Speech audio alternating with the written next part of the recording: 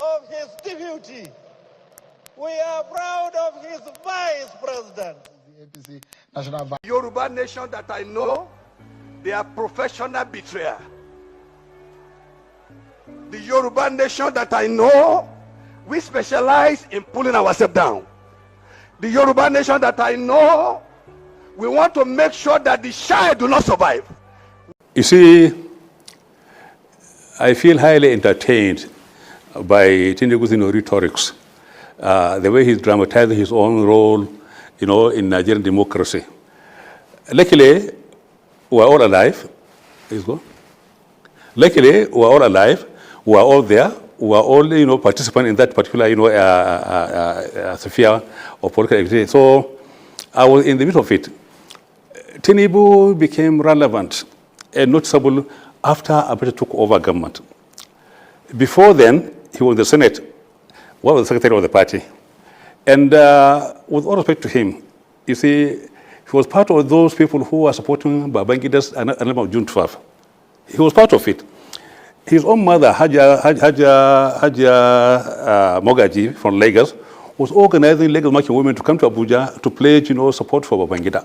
I'm away. He was not in the country. He only came back after the whole thing was, after the call was very, very clear. So what I'm saying is, all those advocates of June 12th, they are more concerned with the bath water rather than the baby.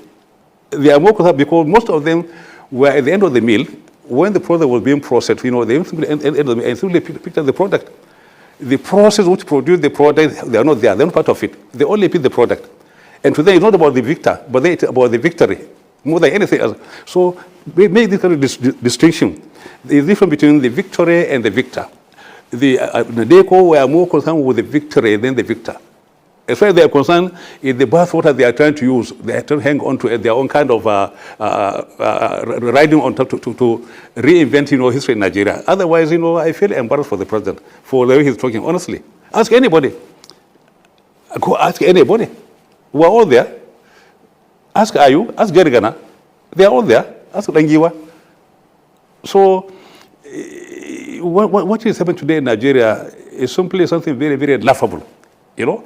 People, who had no political pedigree, who had no political history, who are not known as freedom fighters, are now at the forefront fighting for Nigerian democracy. It's so laughable. Remember, so Tinubu was also involved in democratic process. Not only that he supported it, involved. He was a senator that time. Not if I'm correct, he was a senator at that period. So he was a strong actor that time. So I don't see any traces of Tinubu or any reason for Tinubu to support the annulment of June 12th. Because annulment of June 12th brought end to that democratic process, with Tinubu himself involved. So how do you think Tinubu to shoot himself in the leg? How do you think Tinubu will want to stop something that he has passion for almost all his life? Of course, yes. It is true that IBB and Tinubu, they are very close. And that story is obvious. We were told how Tinubu's mother, Mogaji, make Tinubu to be very close to IBB. IBB also wanted the process to go. That's why he started from councillorship. Start to the chairman, to honorable, House of Assembly in the state, to the governor, to the senator. Along the line, there are some power or something that came that make them to annul, the June 12th. So, from the body language, from the scenario that I just said, that Tinubu himself involved in it. How do you think? It's like you are a president and you are a senator in a particular regime, or you are a president, or you are a governor in a particular regime. Then you are now inviting military to take over. Then you are killing yourself. So, to me, to the best of my knowledge, it doesn't logically, I don't see any reason for President Bola Ahmed Tinubu to support, the annulment of June 12th. Now, let's go to Lamido. Lamido is a Fulani man. It is their style, divide and rule, to create rancor, to sow the seed of discord. They have been doing it for a very long time. Since the day of Awolowo and Akitola, they have known how to scatter Yoruba. This is another bomb. Try to scatter Yoruba, try to poison Yoruba, try to make sure that Yoruba they instigate Yoruba nation against Tinubu. So it's well orchestrated. It's well orchestrated. It's a well calculated message. This is not the first time we have been hearing it. They'll say it is Yoruba that are behind how the June 12 was being annulled. After, do you know what they usually do? They will want to commit an atrocity, heinous crime. Now they will look for somebody from your side. They will lure them in.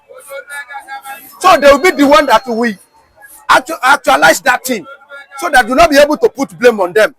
But on this one, they don't find enough people to gather so that they will put blame on them, and that's why they are looking for another Asiwaju to put blame on him. Everybody know what Asiwaju did after the annulment of June 12 election. He couldn't stay in this country. He ran away. Well, it's not that even the Asiwaju himself was one of the pioneers of Nadeko. Of course, that was a body that was actually fighting to restore democracy and to see if Abiola could get by his mandate. So it surprised me. That's what I'm saying. It not surprised me when, if Lamino think that we are cool or we are so gullible like that. No. You can say anything about Tinubu. You see this one, I will not agree with you. You can say Tinubu is a criminal. You can say Tinubu is a thief. You can say Tinubu don't know how to govern well. You can say Tinubu does know how to gather money from people and do nothing. All that one, I have no problem. But on this one you are saying, logically, there is no point to buttress it. Because from where I started from, that Tinubu himself involved in it. So Tinubu fought after the annulment. So these two things to put together does not show that Tinubu will support the annulment. Even after Tinubu now have power, access to the corridor of power, he now makes sure that he pursue June 12 to the point of being recognized, and Abiola being recognized. It was the body language of Tinubu that made Buhari to recognize Abiola, give him his deserved, honor. It was also part of body language of Tinubu. And Tinubu was one of the first governors that started observing June 12 in the Southwest. So all these things put together tell us that there is no element of truth in what Sule Lamido is saying. He's just bringing another missile to scatter Yoruba, to instigate Yoruba nation against President Bola Ahmed Tinubu. We expect another weapon, not this one. This one is not working. Okay, let me. So a lot of Yoruba don't want to agree with the Northerners that Bola Ahmed Tinubu have a hand in distracting or killing of Abiola June 12 mandate. Anyway, but how does that now trigger the North asking for Igbo forgiveness that Obi will be president or Nigeria breaks up? Why is it the North want to beg Nnamdi Kanu now? Yeah, they have to beg Mazen Nnamdi Kanu because Mazen Nnamdi Kanu has gone beyond any man's imagination, especially the British and here in Nigeria. Mazen Nnamdi Kanu has break every odds. You can see what the kind of pressure that is coming from the international body regard to his kidnapping or arrest or the trial in the court. You can see today that Nigerian government has finally surrendered in the case of Mazen Nnamdi Kanu because he said the truth, and what he was fighting for was pure according to the law. So they have to apologize to Mazen Nnamdi Kanu because they really go against him and against his fundamental rights. Many Nigerians know that you are an ardent supporter of Peter Obi's presidential bid, and questions are being asked. Peter Obi seems to have taken Nigerians by storm, so to speak, and the questions being raised is that will Peter Obi's presidential candidate has what it takes to defeat the behemoth of an APC and PDP, considering the fact that these have formidable forces to be reckoned with, and they come from strongholds.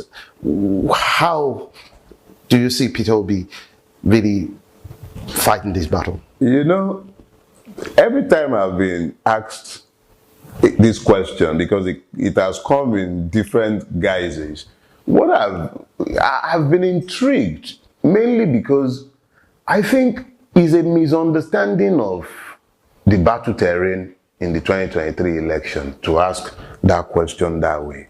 This is not about Peter Obi. The truth of the matter is that the Peter Obi presidential bid is really not about Peter Obi. Peter Obi himself cannot come out and tell people that he's not running again. He can't withdraw from this race. It's not about Peter Obi. Peter Obi is merely the totem. A people have sat back for a long season, being held down, knocked back every time they've attempted to get up. A lot of them walked away from the process and became disconnected from that process, disavowed any involvement with this. They walked away. But you see, I keep talking about 2023 as an inflection point. And what does that mean? It simply means that several issues, seemingly unrelated, that had lingered for a long time, have culminated in this moment. Why is it that it is at that point when we were all demanding, I was demanding at least for the last 2-3 years, that the next president should be of Igbo extraction? Why is it at that time that somebody like Peter Obi emerged as a candidate? Because if it was somebody like Oji Uzor Kalu that had emerged, I certainly would not be banging the drum of Igbo candidacy. It's not going to happen.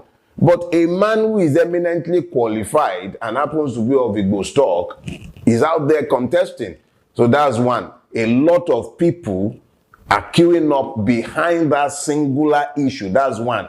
And then NSAS is unfortunate, but the reality is that the Nigerian they attempted to assert citizenship during the NSAS protest. And the state violently clamped down on that attempt. And the system, thankfully, was denuded. So the people could see it for the evil that it truly is. And the people who were the victims, those who attempted to protest, their anger was still simmering. But anger without action is nothing, is impotence. So in the immediate aftermath of NSAS, some of us went out there and we were begging people, go and register to vote. There were several people, church organizations, mosque organizations, civil rights organizations, all sorts of people were actively working to ask people to register to vote. So, in the midst of all of this, there was no Peter Obi. There are several other things going on. The Muslim ticket, for instance, was another galvanizing factor. So there are some people whose sole interest is, I'm not going to vote this Muslim ticket. So you have myriads of interests that have coalesced together at the same time to create an inflection point. Peter Obi is merely the beneficiary of a moment in time that he himself, this is where I talk about preparation and opportunity. People talk about luck. There is nothing called luck. I'm not saying that there aren't happenstance, but I'm saying that there must be a coincidence of preparation and opportunity. If you are not prepared, the opportunity will come and it will go because you were not prepared.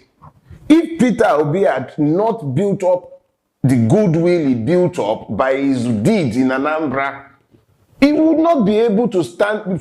I would not be able to speak for him. Because at that point, it would now be a political thing that I will be doing. But I can speak for him because he has a record that speaks for him. People would have exceptions here and there. It's up to them to bring their exceptions. It's a marketplace of ideas. That's what politics is. Bring your ideas, put it in the marketplace, and then tell me what it is that you can point at that you will say makes him compare less favorably with either a Milokon or Etiku. The reality of the matter is that the people in the race, none of them, none, compares to him in terms of record in public office and in the private sector. They might have issues here and there. Anybody can say what they care to say. But the reality is that as far as public service is concerned in the space called Nigeria in this 2023 election, there is no compare to Peter Obi in terms of record or in terms of visioning.